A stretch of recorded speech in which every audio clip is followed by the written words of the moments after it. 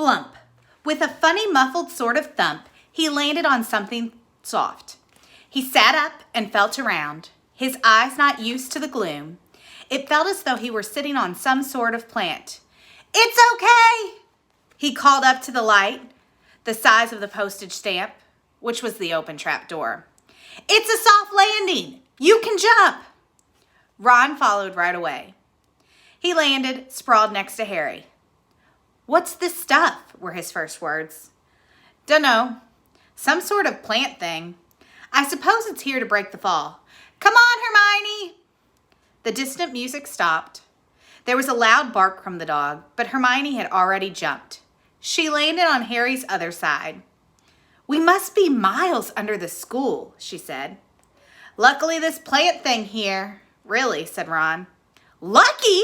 shrieked Hermione. "Look at you both!" She leapt up and struggled toward a damp wall.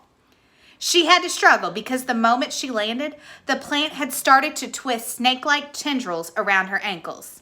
As for Harry and Ron, their legs had already been bound tightly in long creepers without their noticing. Hermione had managed to free herself before the plant got a firm grip on her. Now she watched in horror as the two boys fought to pull the plant off them. But the more they strained against it, the tighter and faster the plant grew around them. "Stop moving!" Hermione ordered them. "I know what this is. It's Devil's Snare." "Oh, I'm glad we know what it's called. That's a great help," snarled Ron, leaning back, trying to stop the plant from curling around his neck. "Shut up! I'm trying to remember how to kill it," said Hermione. "Well, hurry up, I can't breathe," Harry gasped, wrestling with it as it curled around his chest. "Devil's Snare, Devil's Snare. What did Professor Sprout say? It likes the dark and the damp." "So light a fire!" Harry choked. "Yes, of course, but there's no wood," Hermione cried, wringing his hands. "Have you gone mad?" Ron bellowed. "Are you a witch or not?" "Oh, right," said Hermione, and she whipped out her wand, waved it, muttered something, and set a jet of the same bluebell flames she had used on Snape at the plant. In a matter of seconds, the two boys felt it loosening its grip as it cringed away from the light and warmth. Wriggling and flailing, it unraveled itself from their bodies. They were able to pull free. "Lucky you pay attention in herbology, Hermione," said Harry, as he joined her by the wall, wiping sweat off his face. "Yeah," said Ron. "And lucky Harry doesn't lose his head in a crisis." "There's no wood, honestly." "This way," said Harry, pointing down a stone passageway, which was the only way forward. All they could hear apart from their footsteps was the gentle drip of water trickling down the walls. The passageway sloped downward, and Harry was reminded of Gringotts. With an unpleasant jolt of the heart, he remembered the dragon said to be guarding the vaults in the Wizard's Bank. If they met a dragon, a fully grown dragon, Norbert had been bad enough. "Can you hear something?" Ron whispered. Harry listened. A soft rustling and a clanking seemed to be coming up ahead. "Do you think it's a ghost?" "I don't know. Sounds like wings to me." "There's light ahead. I can see something moving." They reached the end of the passageway and saw before them a brilliant lit chamber, its ceiling arching high above them. It was full of small, jewel-bright birds, fluttering and tumbling all around the room. On the opposite side of the chamber was a heavy wooden door. "Do you think they'll attack us if we cross the room?" said Ron. "Probably," said Harry. "They don't look very vicious, but I suppose if they all swoop down at once, well, there's no other choice. I'll run." He took a deep breath, covered his face with his arms, and sprinted across the room. He expected to feel sharp beaks and claws tearing at him any second, but nothing happened. He reached the door untouched. He pulled the handle, but it was locked. The two others followed him. They tugged and heaved at the door, but it wouldn't budge, not even when Hermione tried her Alohomora charm. "Now what?" said Ron. "These birds. They can't just be for decoration," said Hermione. They watched the birds soaring overhead, glittering. Glittering? They're not birds, Harry said suddenly. They're keys, winged keys. Look carefully. So that must mean... He looked around the chamber while the other two squinted up in a flock of keys. Yes, look, broomsticks. We've got to catch the key to the door. But there are hundreds of them, Ron exclaimed, examining the lock on the door. We're looking for a big old-fashioned one, probably silver, like the handle. They each seized a broomstick and kicked off into the air, soaring into the mist of the cloud of keys. They grabbed and snatched, but the bewildered keys darted and dived so quickly it was almost impossible to catch one. Not for nothing, though, was Harry the youngest seeker in a century. He had a knack for spotting things other people didn't.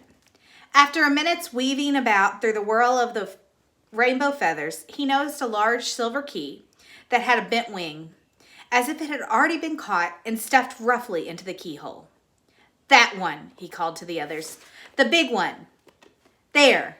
No, there. With the bright blue wings. The feathers are all crumpled on one side. Ron went speeding in that direction that Harry was pointing, crashed into the ceiling, and nearly fell off his broom. We've got to close in on it, Harry called, not taking his eyes off the key with the damaged wing. Ron, you come at it from above. Hermione, stay below. Stop it from going down, and I'll try to catch it right now. Ron dived. Hermione rocketed upward. The key dodged them both, and Harry streaked after it. It sped towards the wall. Harry leaned forward and with a nasty crunching noise, pinned it against the stone wall with one hand. Ron and Hermione's cheers echoed around the high chamber. They landed quickly, and Harry ran to the door. The key struggled in his hand. He rammed it into the lock and turned. It worked. The moment the lock had clicked open, the key took flight again, looking very battered now that it had been caught twice. Ready? Harry asked the other two, his hand on the door handle. They nodded. He pulled the door open. The next chamber was so dark they couldn't see anything at all.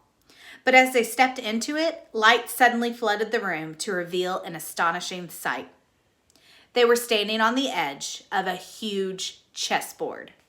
Behind the black chessmen, which were all taller than they were, and carved from what looked like black stone, facing them, way across the chamber, were white pieces. Harry, Ron, and Hermione shivered slightly. The towering white chessmen had no faces. Now what do we do? Harry whispered. It's obvious, isn't it? Said Ron. We've got to play our way across the room. Behind the white pieces, they could see another door. How? Said Hermione nervously. I think, said Ron, we're going to have to be chessmen. He walked up to a black knight and put his hand out to touch the knight's horse. At once, the stone sprang to life. The horse pawed the ground, and the knight turned its helmet head and looked down at Ron. Do we have to join you to get across? The Black Knight nodded. Ron turned to the other two. This needs thinking about, he said. I suppose we've got to take the place of 3 of the black pieces. Harry and Hermione stayed quiet, watching Ron think. Finally, he said, Now, don't be offended or anything, but neither of you are good at chess. We're not offended, said Harry quickly. Just tell us what to do. Well, Harry, you take the place of that bishop, and Hermione, you go next to him instead of that castle. What about you? I'm going to be a knight, said Ron. The chessmen seemed to have been listening, because at these words, a knight, a bishop, and a castle turned their backs on the white pieces and walked off the board, leaving 3 empty squares that Ron, Harry, and Hermione took. White always plays first in chess, said Ron, peering across the board. Yes, look. A white pawn had moved forward 2 squares. Ron started to direct the black pieces. They moved silently wherever he sent them. Harry's knees were trembling. What if they lost? Harry, move diagonally 4 squares to the right. Their first real shock came when the other knight was taken. The White Queen smashed him to the floor and dragged him off the board, where he lay quite still, face down. Had to let that happen, said Ron, looking shaken. Leaves you free to take that bishop. Hermione, go on. Every time one of their men was lost, the white pieces showed no mercy. Soon, there was a huddle of limp black players slumped along the wall. Twice, Ron only just noticed in time that Harry and Hermione were in danger. He himself darted around the board, taking almost as many white pieces as they had lost black ones. We're nearly there, he muttered suddenly. Let me think. Let me think. The White Queen turned her blank face towards him. Yes, said Ron softly. It's the only way. I've got to be taken. No, Ron and Hermione shouted. That's chess, snapped Ron. You've got to make some sacrifices. I take 1 step forward and she'll take me. That leaves you free to checkmate the king, Harry. But do you want to stop Snape or not? Ron, look, if you don't hurry up, she'll already have the stone. He'll already have the stone. There was no alternative. Ready? Ron called, his face pale but determined. Here I go. Now don't hang around once you've won. He stepped forward and the White Queen pounced. She struck Ron hard across the head with her stone arm. He crashed to the floor. Hermione screamed but stayed on her square. The White Queen dragged Ron to one side. He looked as if he'd been knocked out. Shaking, Harry moved 3 spaces to the left.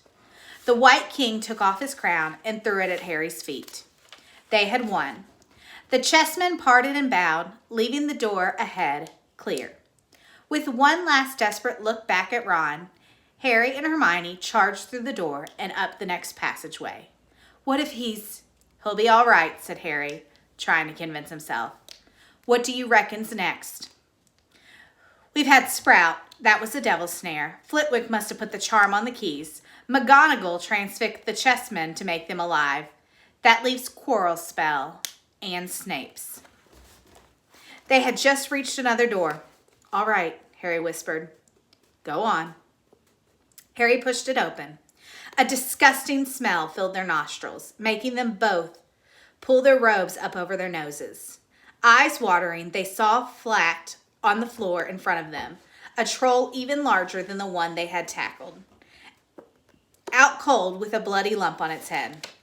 I'm glad we didn't have to fight that one, Harry whispered as they stepped carefully over one of its massive legs. Come on, I can't breathe.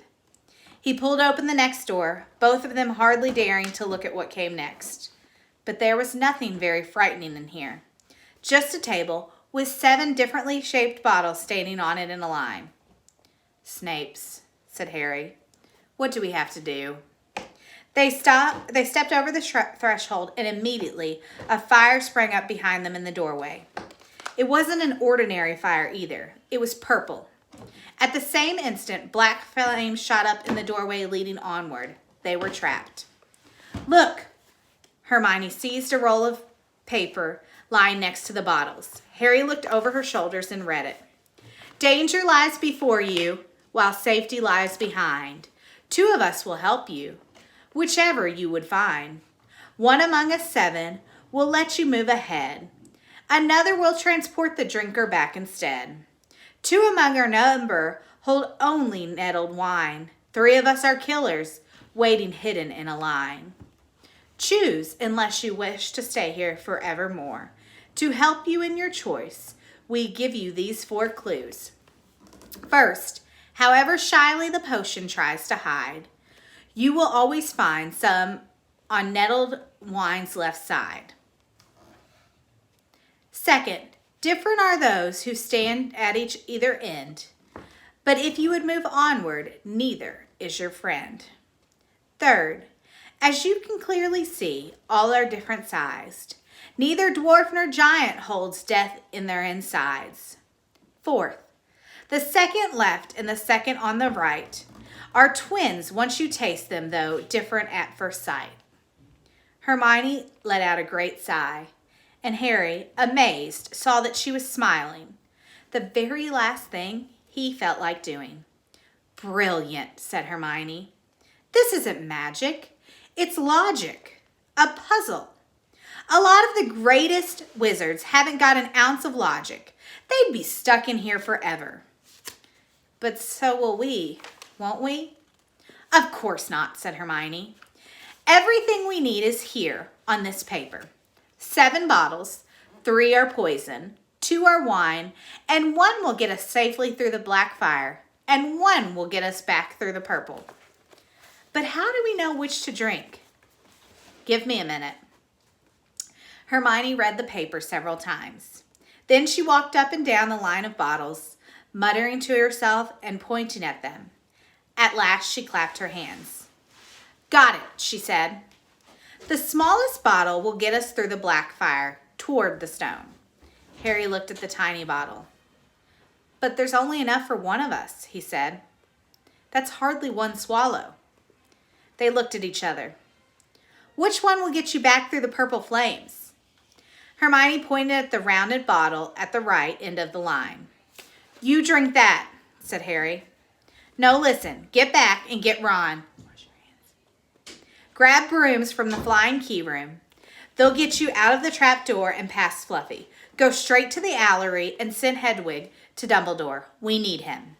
I might be able to hold Snape off for a while, but I'm no match for him, really. But Harry, what if you know who's with him? Well, I was lucky once, wasn't I? Said Harry, pointing at his scar. I might get lucky again. Hermione's lip trembled, and she suddenly dashed at Harry and threw her arms around him. Hermione!